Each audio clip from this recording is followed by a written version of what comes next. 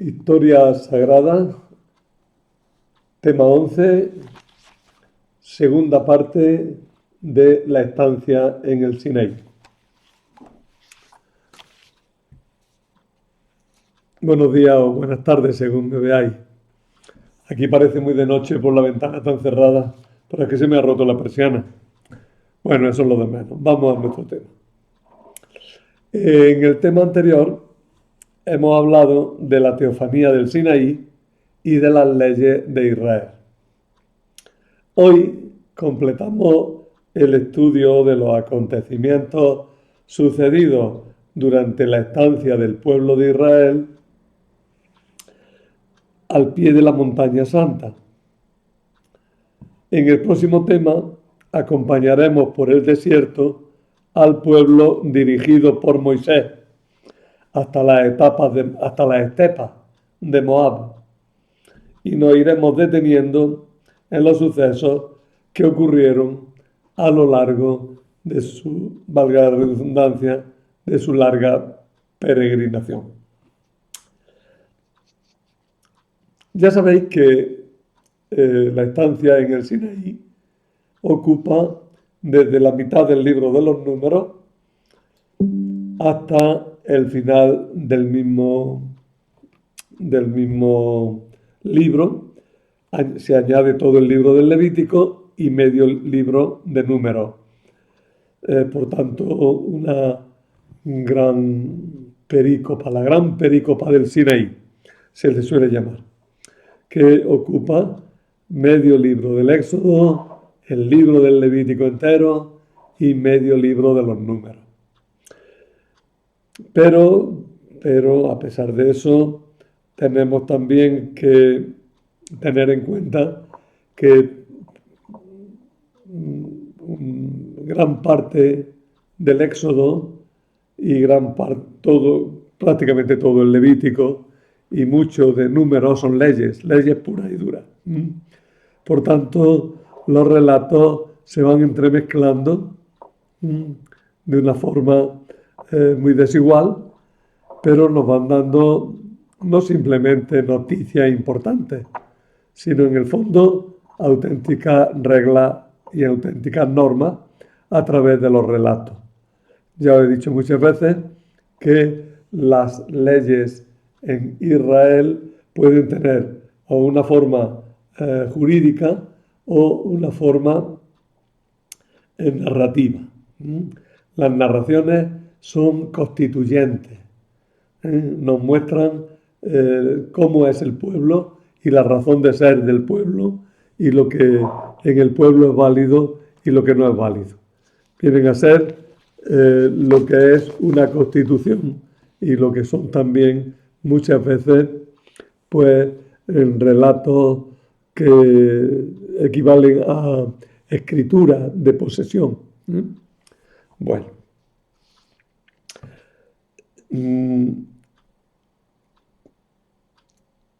Nos fijamos ahora en las secciones puramente narrativas. En el tema anterior veíamos una parte narrativa que era la gran teofanía, pero nos deteníamos mucho en las leyes. En este tema nos vamos a fijar exclusivamente o casi exclusivamente en los relatos. Estos relatos, en definitiva, son escasos en el libro del Éxodo, ya que los cuerpos legales ocupan casi todo esta segunda parte del libro del Éxodo. Pero encontramos los siguientes relatos importantes. Luego hay pequeñas noticias, pequeños relatitos que van entremezclados entre las leyes, que en un estudio mucho más detenido y mucho más largo, pues habría que tener en cuenta. Pero ahora vamos un poquillo por lo grueso. Y a pesar de eso, fijaros que llevamos medio curso y estamos todavía en el segundo libro de la Biblia. Podemos ver luego el acelerón que tenemos que meter para meter el resto de los libros. Pero merece la pena porque esta parte es constituyente, no solo para Israel, sino también para nosotros los cristianos. Encontramos los siguientes relatos. Ratificación de la alianza. El becerro de oro. Relatos de la amistad del Señor con Moisés. Otra renovación de la alianza. Y la construcción del santuario. Vamos a ir parte por parte. Vamos a ver siquiera brevemente los principales relatos que acabamos de citar. En primer lugar, la ratificación de la alianza que se encuentra en Éxodo 24, 1, 18. Un relato de conclusión de alianza entre Dios y su pueblo que ocupa 24, 3, 8, está enmarcado por otro que lo envuelve sobre una subida de Moisés y los principales jefes de Israel al monte de Dios, a la presencia de Dios. Un tercer relato concluye la breve sección con una nueva subida de Moisés al monte para recibir las tablas de la ley que contienen las cláusulas de la alianza. En el monte Moisés recibe también las leyes sobre la construcción del santuario y sobre los sacerdotes y levitas que están al servicio del mismo. En todo este trozo tenemos que destacar la siguiente idea. Israel es un pueblo jerarquizado, donde las funciones son distintas para los diversos miembros del pueblo. Las diversas funciones implican diversos grados de santidad, pero entendiendo la santidad no como corrección moral, sino como cercanía a la divinidad. La santidad, ya lo hemos dicho muchas veces en el Antiguo Testamento, y por lo menos va evolucionando a partir de esta idea primera, la santidad es una cualidad que Dios da y que hace al hombre capaz de acercarse a lo sagrado, a lo divino, a Dios mismo. Esa santidad es una cualidad, digo ya, y es independiente en principio, aunque luego después veremos que no, pero en principio es independiente de la moralidad. La moralidad es una cosa, la pureza también es otra cosa, y la santidad, en definitiva, es esa capacidad de relación con Dios. Pues las diversas funciones en el pueblo implican diversos grados de santidad. Una es la santidad de Moisés, otra es la santidad de Aarón, otra es la santidad de los jefes, otra es la santidad del pueblo. Todos son santos, pero cada uno lo tiene en una cualidad distinta. Los miembros del pueblo de Dios son un pueblo santo, escogido por Dios para estar cerca de Él. Luego ya ideas que destacamos, la subida al monte de Dios está subordinada a la alianza que se va a realizar entre Dios y el pueblo. Por la alianza, precisamente por la alianza, el pueblo es sacerdotal. Es decir, es un pueblo que tiene acceso a Dios y es un pueblo que sirve de intermediario entre el mundo y Dios. Este pueblo que accede a Dios. Sin embargo, el sacerdocio en Israel está también de alguna manera sacramentalizado, en primer lugar en los sacerdotes de la tribu de Leví y en segundo lugar, sí, vienen a arreglarme la persiana, pero mientras seguimos. Digo que el sacerdocio está sacramentalizado. Y está sacramentalizado en primer lugar en los sacerdotes de la tribu de Leví y en Moisés de una forma muy especial. La alianza supone una aceptación de la ley que está escrita por Moisés y está garantizada por las tablas que tienen escritura de Dios, según dice 24:12. La vida, como don de Dios y como ofrenda a Dios, se hace presente en el sacrificio, en la sangre que se comparte y en las piedras que se alzan como memorial. La comunión con Dios también se expresa en el sacrificio por la comida de las víctimas.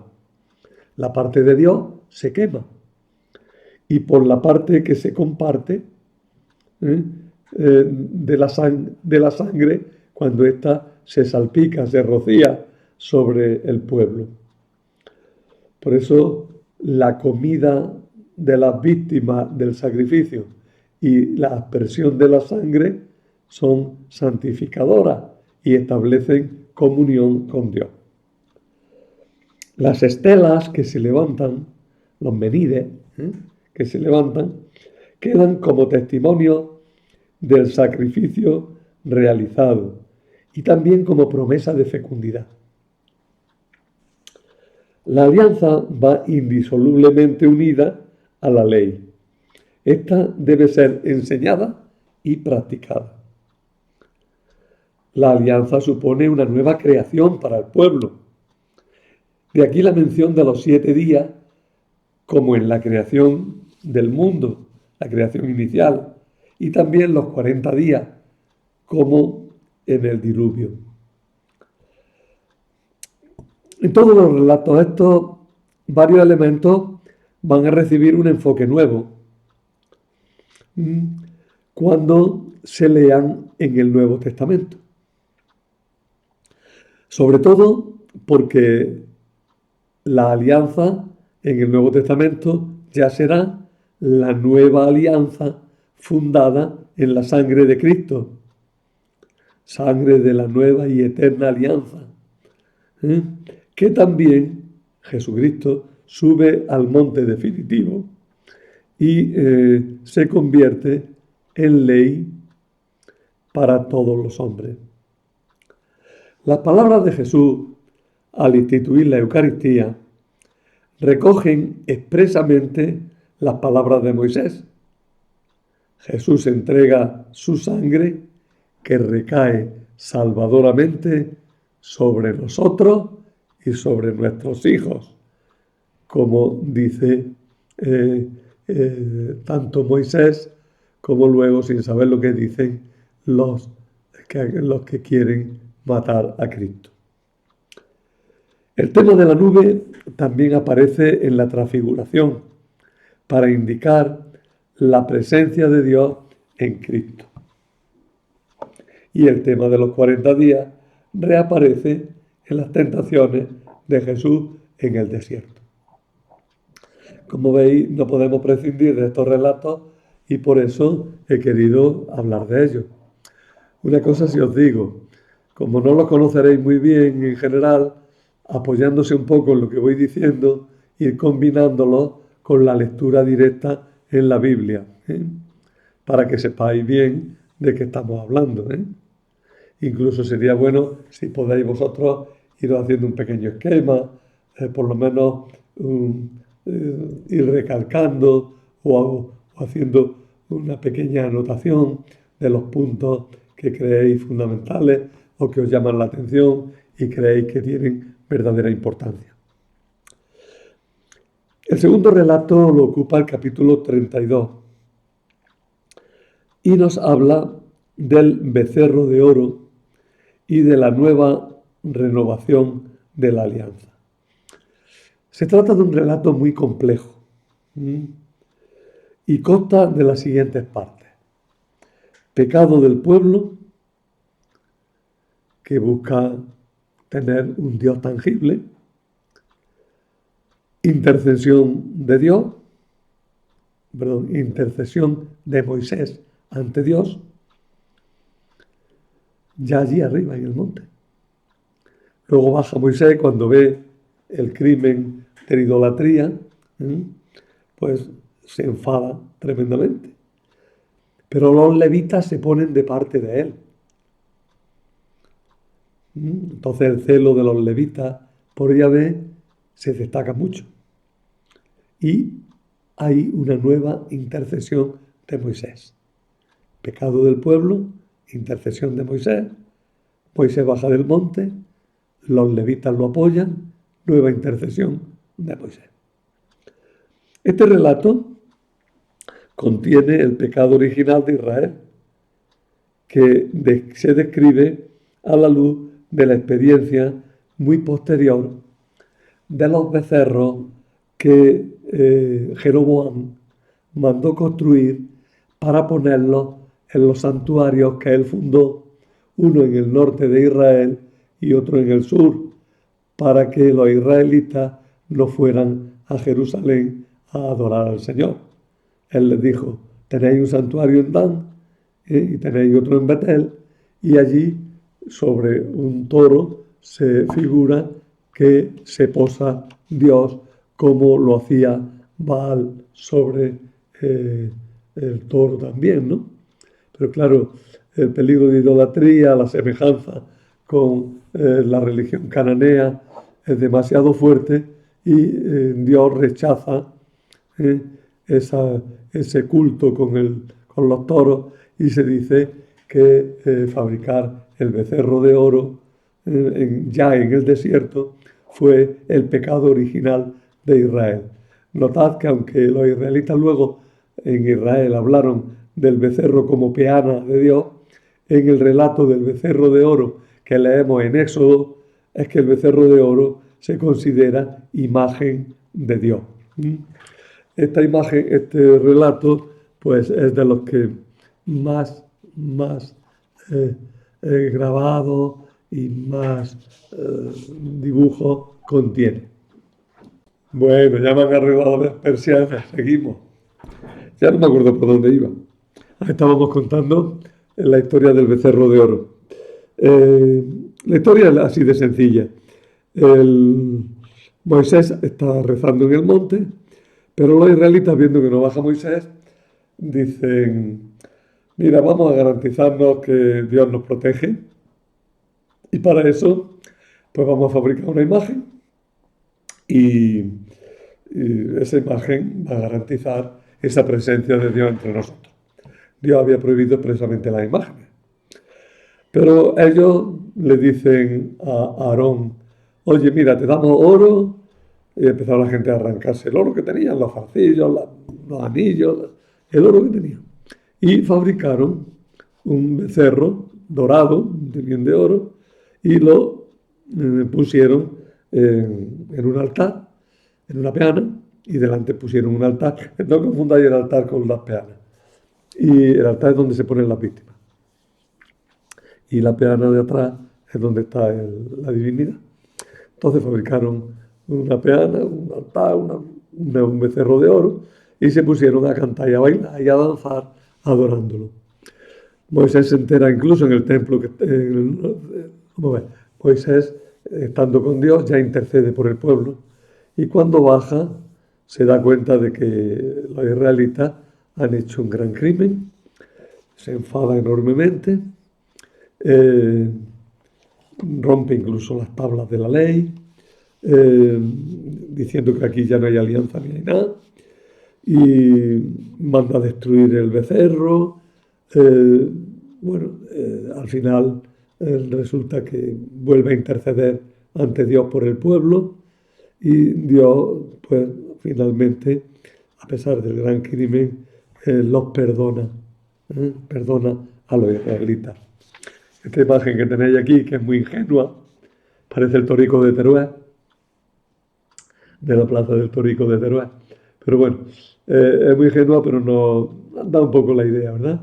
Moisés que sube al monte, los israelitas que están danzando en torno al becerro de oro. Ahí tenéis, parece que están los principales ahí, ¿no? La gente. Y Moisés que baja con Josué, que es el que tiene delante. No sé por qué pone el nombre, fijaros. Con Josué, y Josué le dice, maestro, que esto es idolatría, ¿eh?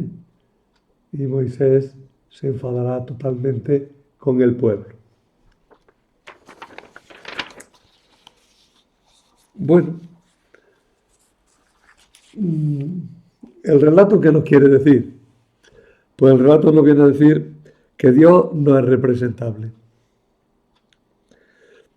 No solo no se pueden tener imágenes de otros dioses, sino ni siquiera de el Señor. Porque aquí lo grave era que con el becerro de oro quieren representar al Señor, ¿eh? Este es Yahvé tu Dios que te ha sacado de Egipto, dice Aarón enseñando el becerro, ¿eh? Por cierto, que veis que el relato tiene un tinte antisacerdotal, ¿eh? Como que los sacerdotes y el culto pues pueden inducir a error al pueblo, ¿eh? Mientras que Moisés y Josué y los jefes, ¿eh? Pues pueden ayudar al pueblo con la ley, ¿eh? No se admite ningún tipo de imágenes porque el peligro de confundir entre Dios y la imagen es grande. Pero se añade algo más, y es que el delito de cisma, que es el que había practicado muchos siglos después, de Jeroboam en Israel cuando separó al norte del sur, cuando se crearon los dos reinos y se pusieron los dos santuarios del norte para separarlos del santuario de Jerusalén. Bueno, pues ese delito de cisma, de ruptura,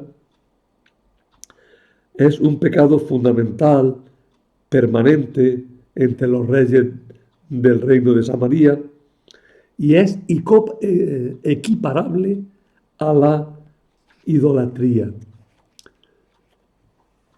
El becerro de oro remite al recuerdo de la ruptura de la unidad del pueblo y de la unidad del santuario. En Éxodo 33 y 34 hay otra serie de relatos que nos hablan de la amistad del Señor con Moisés y de una renovación de la alianza. Con estos capítulos concluye la parte propiamente narrativa del Éxodo, ya que 35-40 es una exposición legal, pero en forma de relato de la ejecución de un mandato. Ahora digo algo más de eso. El tema central del capítulo 33 es la presencia de Dios en medio de su pueblo y su amistad con Moisés. El 33:1-6 destaca la incompatibilidad de un pueblo pecador y un Dios que a pesar de todo es fiel a sus promesas, pero que es un Dios celoso. No se muestra, no se dice aquí la palabra, se dice por otro sitio, pero se muestra celoso, se muestra incompatible con la idolatría, con la adoración a otros dioses. Lo que sigue, 33:7-17, es la contrapartida del texto anterior. El pueblo necesita la presencia de Dios para ser de verdad el pueblo de Dios. Pero esa presencia de Dios no va a estar en una estatua. Esa presencia de Dios va a estar en la tienda del encuentro, donde se instala el arca, que si es así, se considera la peana de Dios. Esa tienda del encuentro se colocó en el campamento y se instaló fuera de él. Y es allí donde hablaba Dios con Moisés, aunque éste no podía ver su rostro. La mediación de Moisés juega aquí un papel muy importante, un papel fundamental. Para que os hagáis una idea de cómo pensaban que era la tienda del encuentro que se colocaba fuera del campamento, ver este dibujo que es muy bonito. ¿Eh?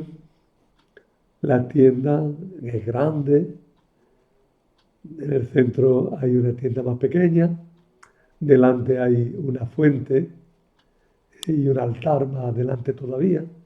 Del altar es de donde sale humo. Encima de la parte interior de la tienda hay también una nube que nos recuerda la nube que acompañaba al pueblo. Y veis que la gente está preparándose para hacer los sacrificios, ¿eh? Y para visitar el templo. Aquí detrás os he puesto una imagen que se corresponde más, ¿eh?, con lo que dice el libro de los números, del que ahora vamos a hablar. La tienda está en el centro, sobre ella la nube, y alrededor se distribuyen las tribus, ¿eh? El relato nos dice dónde estaba cada tribu, pero eso es en el libro de los números. Ahora lo hablamos.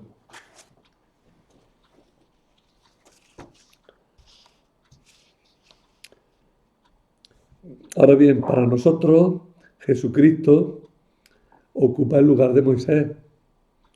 No solo intercede por nosotros, sino que Él mismo es la presencia de Dios entre nosotros. Hemos obtenido definitivamente el favor de Dios. Éxodo 33, 18, 34, 28 tiene dos temas entrelazados: la aparición de Dios a Moisés y una nueva entrega de las tablas de la ley. Dios se manifiesta, aunque solo a Moisés, que oye el nombre y ve la gloria del Señor rápida y misteriosamente. El texto tiene pocos detalles, es misterioso el mismo texto, pero destaca la misericordia del Señor, que está muy por encima de su justicia.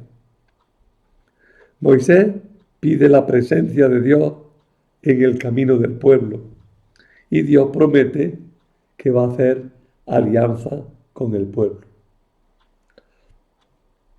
Esta sección acaba con la afirmación de que el rostro de Moisés quedó radiante después de ver a Dios en el monte y que al presentarse así, con el rostro radiante y con las tablas de la ley ante el pueblo temió ver a Dios, temió ver la gloria de Dios reflejada en el rostro de Moisés, y éste tuvo que cubrirse el rostro con un velo que solo se levantaba cuando hablaba con Dios. Luego San Pablo utilizará esta imagen para decir que ya no tenemos que ponernos ningún velo, ¿eh?, porque Dios quiere que veamos su gloria. Desde un punto de vista cristiano, descubrimos que Dios muestra que aquella alianza antigua nunca puede ser la definitiva y por tanto se renueva varias veces y se expresa en términos nuevos y complementarios. La definitiva alianza es la que hará Cristo y no está basada solo en la ética ni en el culto, sino basada en la entrega de Jesucristo por nosotros. Es esa entrega la que nos hace santos. Moisés, al bajar del monte, ya lo hemos dicho, mostraba la gloria de Dios reflejada en su rostro. Por eso tuvo que cubrirse con un velo para que los israelitas no corrieran peligro al contemplar la santidad divina. Sin embargo, al ir al templo, al ir a la tienda del encuentro para hablar con Dios, se quitaba el velo hasta que salía para transmitir al pueblo lo que Dios le había dicho. Para hablar con el pueblo, sí, volvía a cubrirse con el velo porque su cutis estaba radiante. Ahora quiero destacar una cosilla, ya la he dicho alguna vez creo, pero la vamos a insistir en ella y explicarla bien. Hay una notita en Éxodo 34:29, en la Biblia de Jerusalén. Hay una nota a Éxodo 34:29, que tomo aquí su sentido y la amplío un poco. Esos versos de Éxodo 34, 29, 35, que nos hablan de que tenía el rostro radiante y se ponía un velo y todas esas cosas.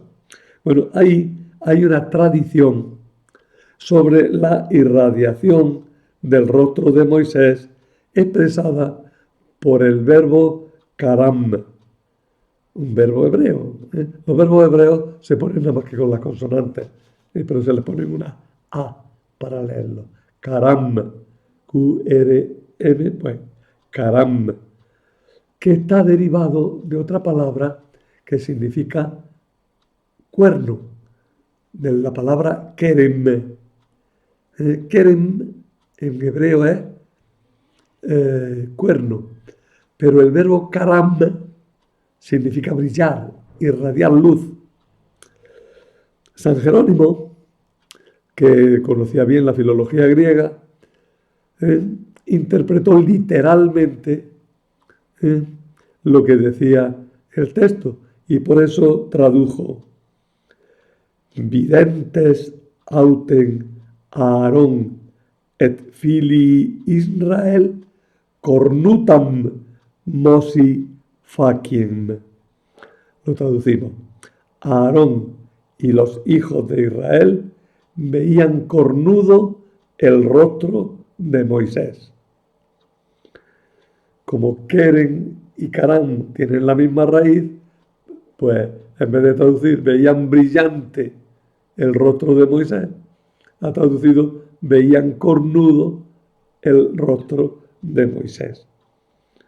De donde se originó la costumbre de representar a Moisés con cuernos como un distintivo propio. La traducción correcta es la que vemos en las Biblias actuales. Por ejemplo, en la Conferencia Episcopal Española leemos: Aarón y todos los hijos de Israel vieron a Moisés con la piel de la cara radiante.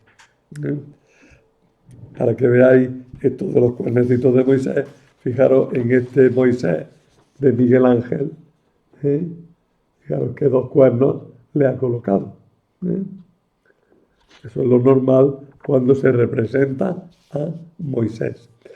Una cosa importante es tener en cuenta que los cuernos son signos de poder, de fuerza, en la antigüedad. Solamente muy posteriormente empezaron, no sé ni siquiera por qué bien, son símbolos o signos de la infidelidad matrimonial, ¿no?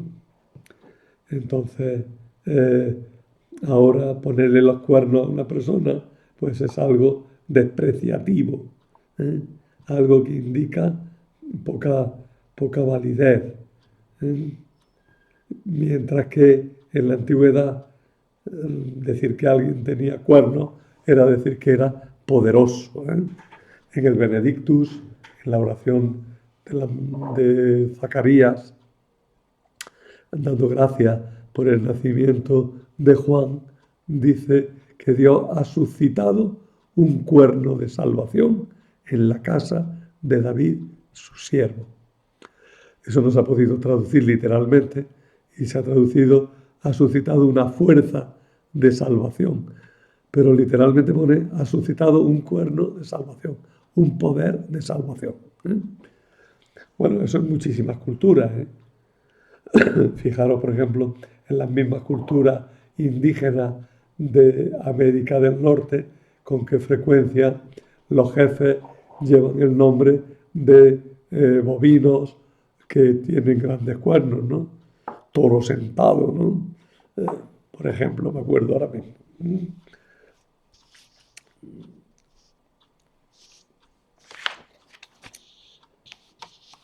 Éxodo 35, 39 nos hablan de la construcción del santuario. La ley de construcción del santuario se considera tan importante que se pone 2 veces seguidas. Una como código legal, 25 al 31, y otra como relato de su realización, 35 al 39. Las dos partes, tanto la que expresa como código legal y la que se expresa como narración, están separadas por las narraciones que acabamos de examinar. La construcción del santuario se describe minuciosamente, siguiendo paso a paso la ley que se había promulgado. Se narra cómo se hizo el acopio de materiales, se recuerda a los trabajadores, a los artífices principales que trabajaron en la construcción de la tienda y en la elaboración de los utensilios y de las vestiduras sacerdotales. Especialmente se recuerda a 2 personajes, a Besalel y a Oholiab.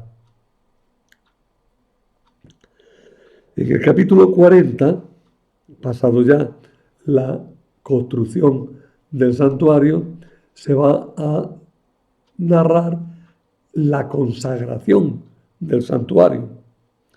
Construido y confeccionado, ya todo, se procedió a su consagración, que fue realizada por Moisés, según órdenes precisas recibidas de Dios mismo. Acabada la consagración, la gloria de Dios, oculta por la nube que cubrió toda la tienda, tomó posesión de su morada. Y mientras la nube la cubría, ni siquiera Moisés podía entrar en ella. Tengo aquí un fallito.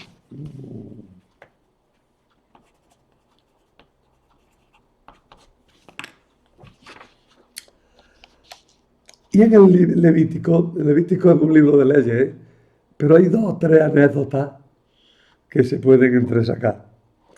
No contiene prácticamente relato. Es un libro centrado en leyes sacerdotales y de ahí su nombre, Levítico. Sin embargo, las leyes de los capítulos 8 al 10 y la del capítulo 16 están insertas en un marco narrativo en el que se destacan algunas pequeñas anécdotas, como la de la muerte de Nadab y Abihú, que se narra en 10:1-7.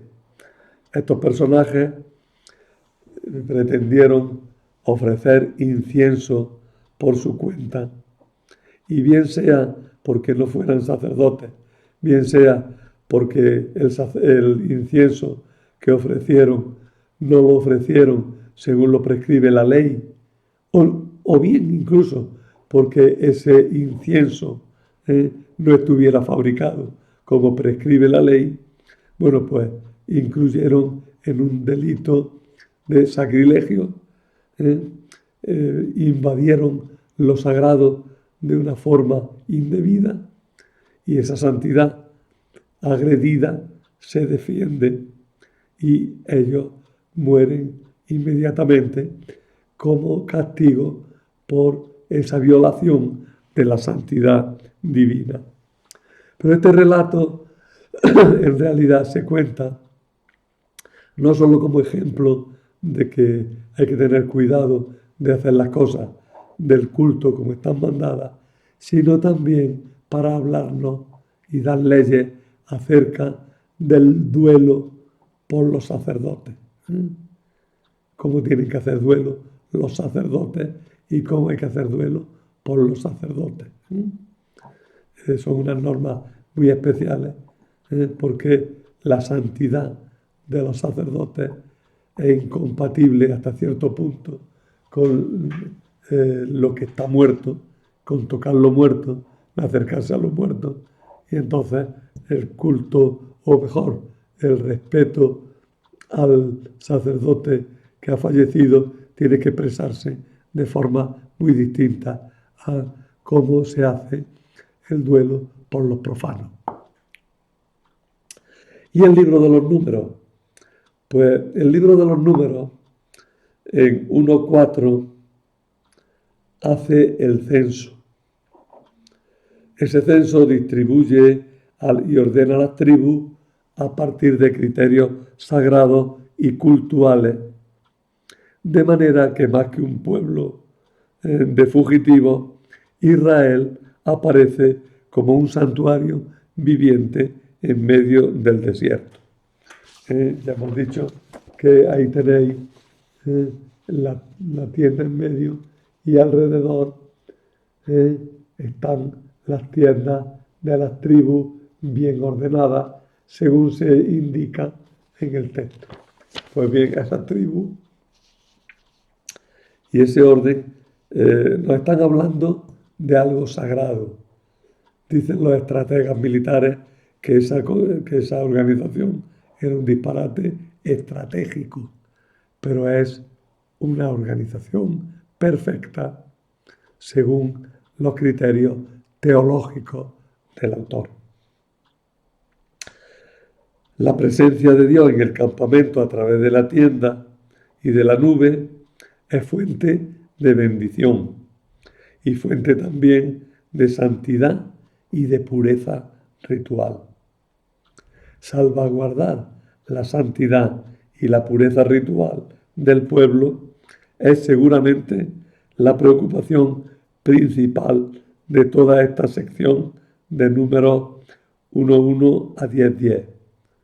La mitad del libro de los números, que la primera parte, ¿no?, del libro de los números, que es la que se sitúa en el monte Sinaí, ¿no? En esta parte, como he dicho, aparecen relatos, pero también hay muchas leyes, y todo se sitúa en el entorno del monte Sinaí, aunque a veces se proyecte a momentos posteriores. Desde esta perspectiva de salvaguardar la santidad y la pureza ritual del pueblo, es de donde hay que entender lo que sigue, que para nosotros resulta duro y a veces difícil de asimilar, ¿no?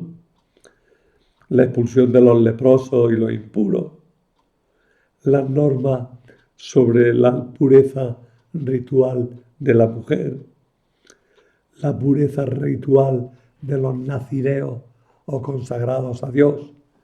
¿Qué es un nazir? Un nazir es una persona consagrada a Dios. El nazireato consiste en dos cosas: en no beber alcohol y en dejar crecer la cabellera plenamente y no tener contacto con cosas impuras. De esa manera se nos describirá que Sansón fue un nazir de Dios. Antes también se nos dio, después también se nos dice que Samuel también sería un nazir de Dios. Y luego San Pablo hará un voto de nazireato temporal en un momento determinado. Se rapa la cabeza, rapa la cabeza para luego dejar crecer el cabello, etc. Y Jesús es conocido como Jesús Nazareno, pero Nazareno se parece demasiado a Nazoreo y puede sonar también a Jesús el consagrado, Jesús el Mesías. También en el libro de los números, hacia el final del capítulo 10, se dan las normas para la puesta en marcha del pueblo cuando abandona la región del Sinaí y emprende ya la marcha hacia la tierra prometida, que será lo que veremos en el tema siguiente, que he tenido que desglosarlo de este porque tiene varios relatos de los que no podemos prescindir de hablar. Ya hablaremos de ello.